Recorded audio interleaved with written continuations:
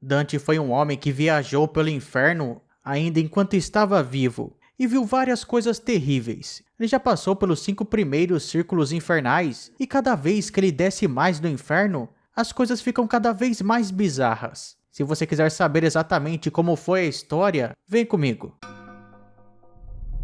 Se você quer que a série do Inferno de Dante continue e até que tenha uma série do Paraíso e do Purgatório depois, se inscreve aí no canal, deixa o like e comenta aí no vídeo e compartilha também, porque você não tem ideia de como isso me ajuda. Se você quiser, você também pode se tornar membro aí do canal e me doar qualquer quantia utilizando o botão valeu, beleza? Desde já, obrigadão.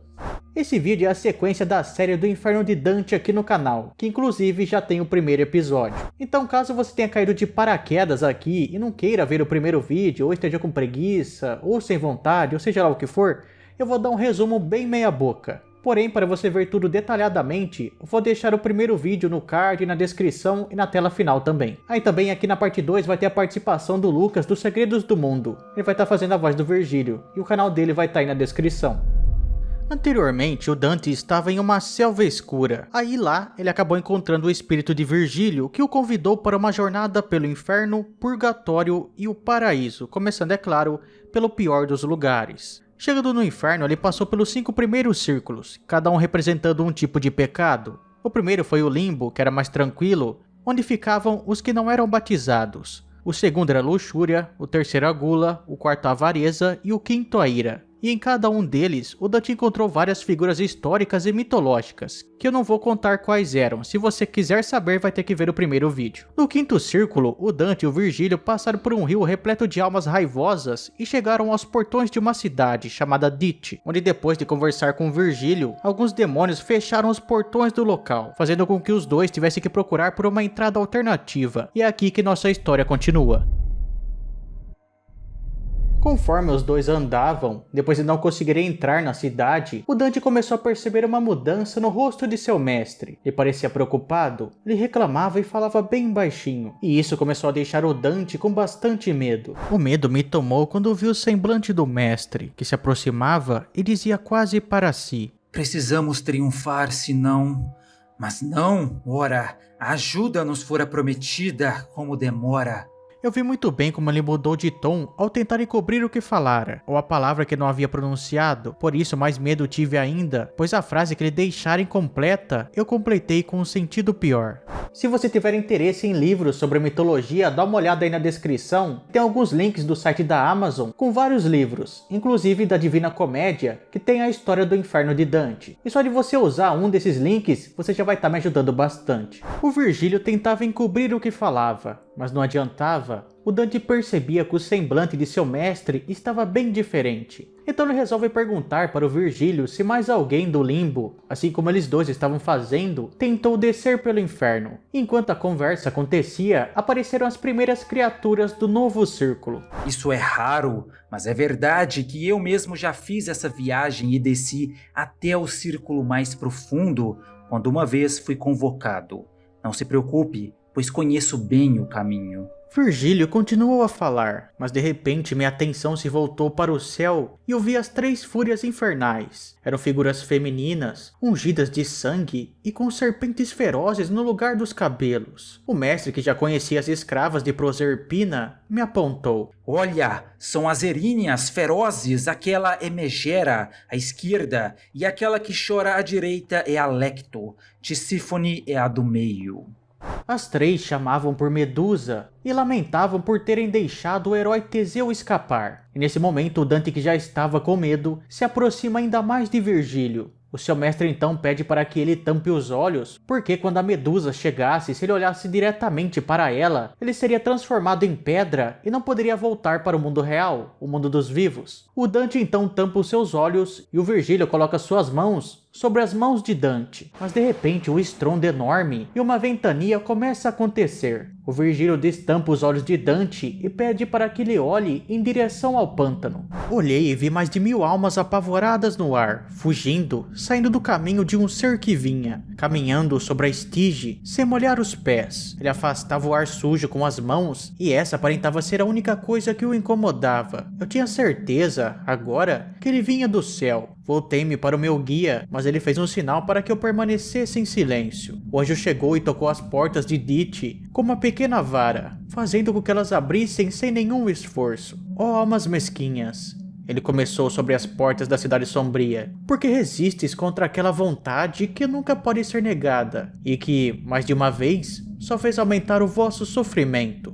Depois de dizer essas palavras, o anjo voltou pelo mesmo caminho de onde ele tinha vindo, e os dois viajantes então continuaram o seu caminho, agora mais tranquilos, afinal de contas, um anjo tinha vindo até eles e abrido o portão. Eles passaram por ele sem grandes dificuldades. Ao chegar lá dentro da cidade, eles viram um cemitério de tumbas que estavam todas abertas, e dentro delas haviam almas que choravam e gritavam. Mestre, perguntei, que sombras são estas que aqui jazem e que só podemos perceber pelos seus lamentos? São os hereges e seus seguidores. Em cada tumba repousam os réus de uma mesma seita, que são torturados pelo fogo eterno. Dobramos então à direita e continuamos a caminhar entre a muralha da cidade e as sepulturas.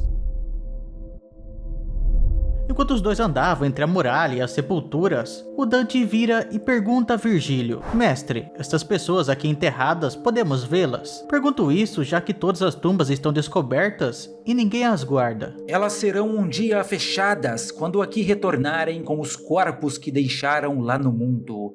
Esse cemitério que aqui vês é para Epicuro e seus seguidores, que acreditavam que a alma morreria junto com o corpo. E quanto à outra questão que me fizeste, ela será em breve respondida, assim como o desejo que escondes de mim será atendido. Ó meu bom guia, eu não escondo meu coração, e se pouco falo, é porque tu mesmo me pedisse isso outras vezes. Ó toscano que falais com tamanha honestidade, por vosso sotaque reconheço que sois de minha cidade natal, daquela nobre cidade que tratei, talvez, de forma muito dura. Essa última frase o Dante ouviu saindo de uma tumba. Ele se assustou novamente e correu para perto de Virgílio, mas o seu mestre disse para ele se virar, pois aquele que tinha falado era Farinata. Ele já estava de pé e dava para vê-lo da cintura para cima. Quando Dante olhou para ele estava imponente, parecia até que ele desprezava o inferno. Então, devagar e calmamente, o Virgílio guiou Dante para mais perto de Farinata. E só para você não ficar perdido, Farinata foi um dos mais importantes líderes dos Gibelinos lá de Florença.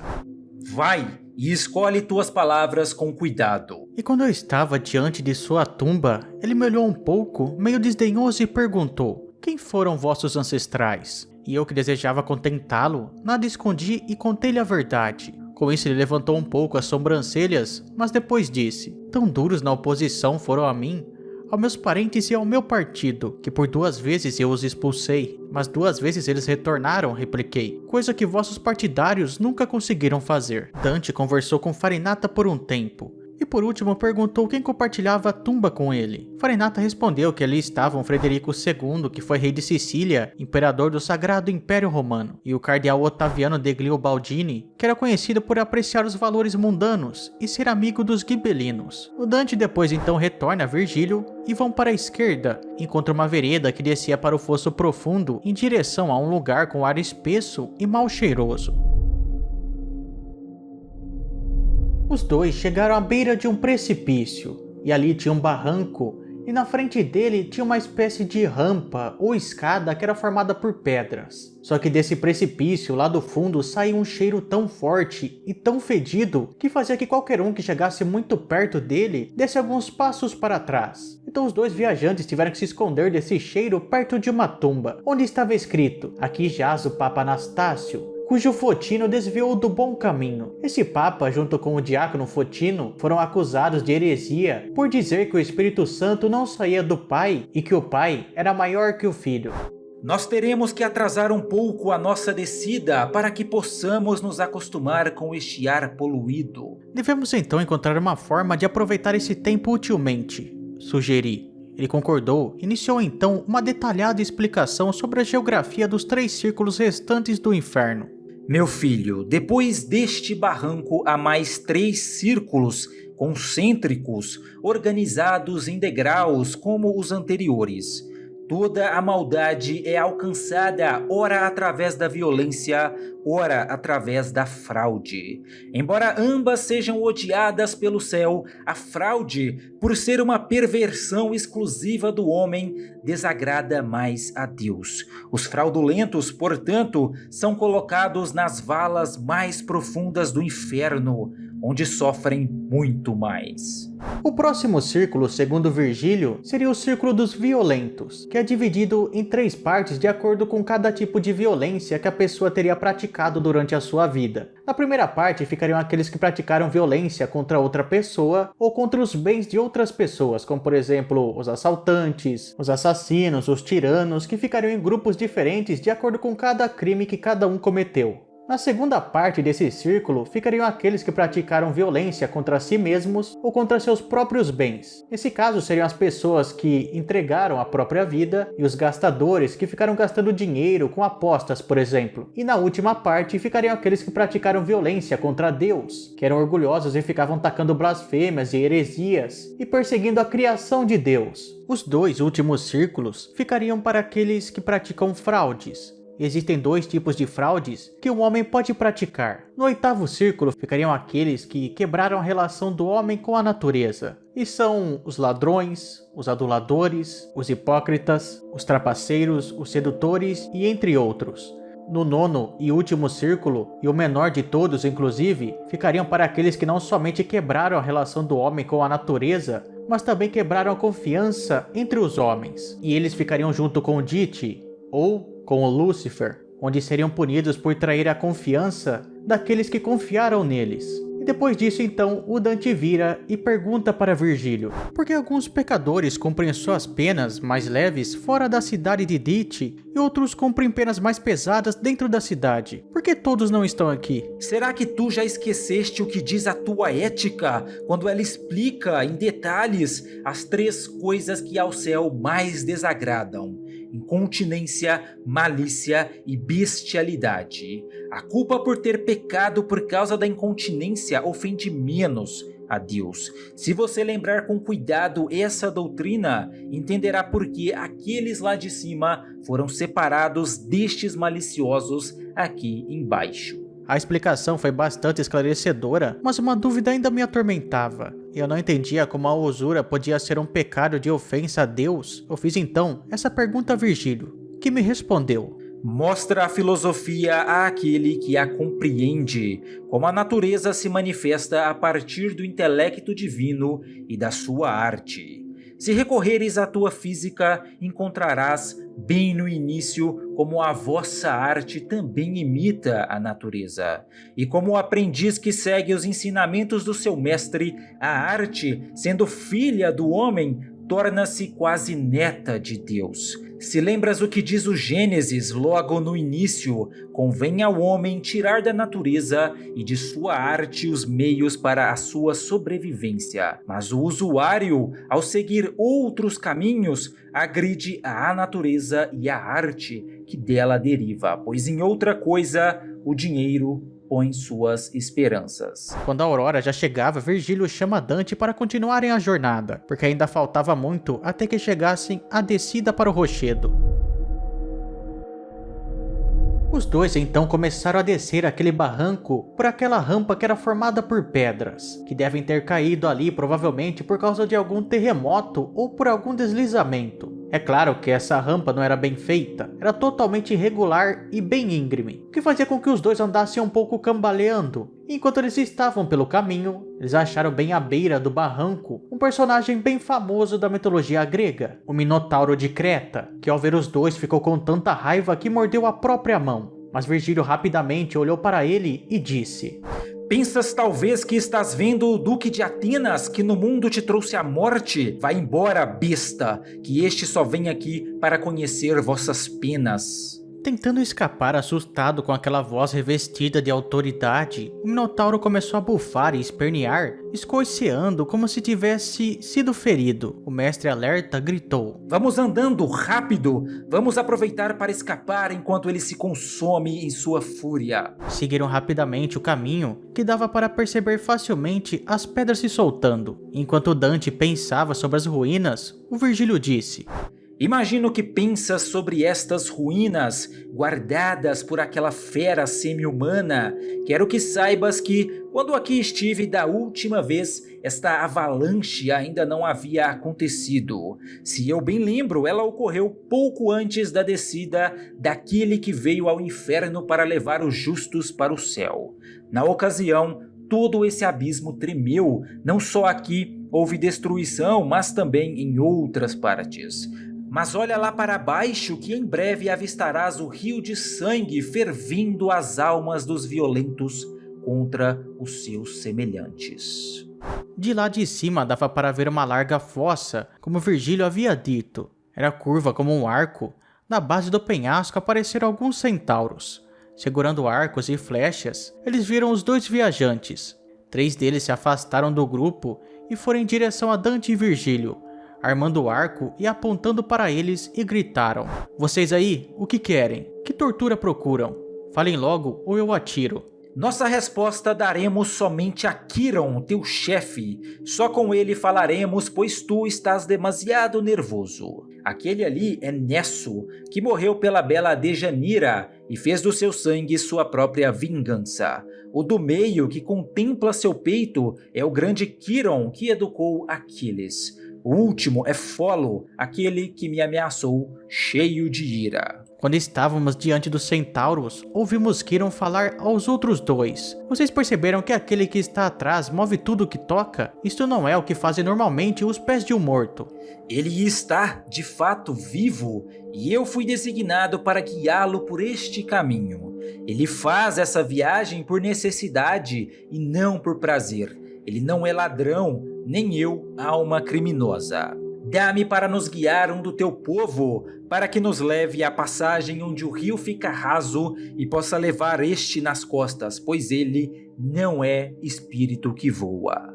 O Quiron então vira para Nesso e pede para que ele mostre o caminho para os 2 viajantes. Então Virgílio e Dante, agora escoltados por Nesso, continuam o seu caminho pelas margens do rio de sangue. E dentro desse rio ferviam almas como se estivessem dentro de uma panela de pressão. Elas gritavam e lamentavam pela dor que estavam sentindo. Era possível ver almas que estavam submersas até a altura do próprio olho. "Esses que tu vês mergulhados até os olhos", explicou o centauro, "são os tiranos que tiraram o sangue e os bens de suas vítimas. Aqui choram por seus feitos desumanos Alexandre e Dioniso, que fez a Sicília sofrer durante anos. Aquele de cabelos negros é Azolino e o outro, louro, é o Bisodeste." Pouco adiante parou outra vez o centauro e mostrou-nos alguns que ficavam submersos no sangue até a garganta. "Eis aquele que assassinou durante a missa, aquele outro cujo coração ainda sangra sobre Tamissa", indicou Nesso. Conforme olhava, Dante conseguiu reconhecer algumas almas que estavam com o peito de fora das águas. Conforme eles andavam, parecia que o rio de sangue ia diminuindo, até que finalmente a única coisa que podia ser fervida eram os pés, e finalmente eles podiam atravessar por um trecho raso. "Assim como vês o rio fervente aqui deste lado, ficando cada vez mais raso", disse o centauro, "do outro lado se torna cada vez mais fundo, até chegar ao ponto de maior profundidade, que é onde sofrem os tiranos. É lá que a divina justiça atinge Átila, que foi o flagelo na terra, e Pirro, e Cesto, e para sempre espreme as lágrimas, que o sangue escaldante produz de Hynir, da Corneto, e Hynir Paso, que transformaram as estradas em campo de sangue." Chegando ao outro lado da margem, o Virgílio e o Dante descem da garupa de Nesso, e o centauro atravessa de novo o rio e vai embora. Mas antes sequer que o centauro terminasse de atravessar o rio, o Virgílio e o Dante já estavam entrando em um tipo de bosque. Mas esse bosque não era verde, mas sim fosco, e não tinha frutos e nem flores. Apenas troncos que eram recobertos com espinhos. Era exatamente ali que as arpias faziam o seu ninho. As arpias eram seres monstruosos, com cara de humano e corpo de pássaro. Então nesse momento o Virgílio avisa o Dante que eles deveriam ter muito cuidado, porque estavam entrando na segunda parte do Círculo da Violência, e ali poderiam ocorrer coisas que eram inexplicáveis. O Virgílio nem tentou explicar para o Dante o que ele poderia ver ali, porque provavelmente ele nem acreditaria. Conforme eles iam entrando naquele bosque, eles começaram a ouvir algumas vozes, mas eles não viam alma nenhuma por ali. Então o Virgílio, pensando que talvez as almas estivessem atrás de galhos ou atrás de troncos, pede para que o Dante pegue um desses galhos e puxe. Quando Dante faz isso, ocorre um grito ali, porém o que gritou ou quem gritou vai ficar para o próximo vídeo. E se você quer que essa série continue, deixa o like, comenta aí e compartilha o vídeo. Não esquece também de dar uma olhada aí na descrição para ver o link da Amazon e ver se você acha algum livro que te interesse. Desde já, obrigadão, valeu, falou, tchau.